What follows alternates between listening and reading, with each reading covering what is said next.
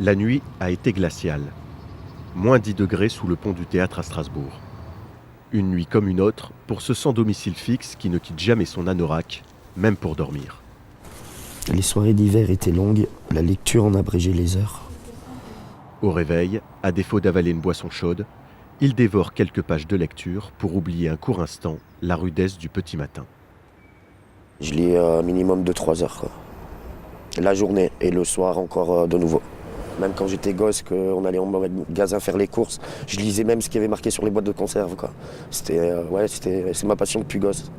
Puis des fois, pour éviter de penser aux problèmes, je m'évade dans les livres, quoi. Après la mort de sa femme et de son fils, cet ancien responsable de rayon sombre dans la dépression. Jérôme vit dans la rue depuis 3 ans. Salut petit con. Quand tu veux, tu réponds au téléphone, toi. C'est un solitaire. Et plutôt que de rester avec les autres SDF, il préfère trouver refuge dans cette médiathèque, où chaque après-midi, il parcourt les allées au gré de son humeur. La première fois que je suis allé dans une bibliothèque publique, j'ai eu l'impression d'être un gamin qui rentre dans une confiserie où tous les bonbons seraient gratuits. Dans son coin favori, il lit 3 ou 4 ouvrages par semaine. Le temps il passe plus vite. Quand je me plonge dans un livre pendant 3 heures, j'ai l'impression qu'il y a 10 minutes qui sont passées, quoi. Il y a des jours, je suis d'humeur à lire de la littérature française. Il y a des jours, c'est du théâtre. Il y a d'autres jours, c'est même du Shakespeare. Bon, ça, c'est pas les bons jours en général.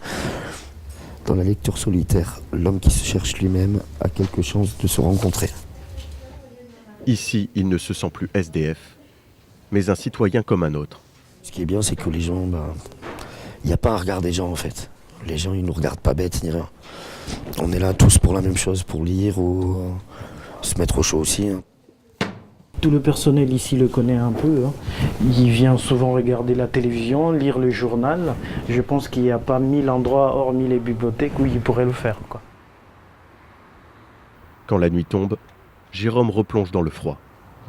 Les quelques euros glanés à la manche lui permettent d'acheter un nouveau livre. La lecture était ma liberté, mon réconfort, ma consolation, mon stimulant favori. Lire pour le pur plaisir de lire.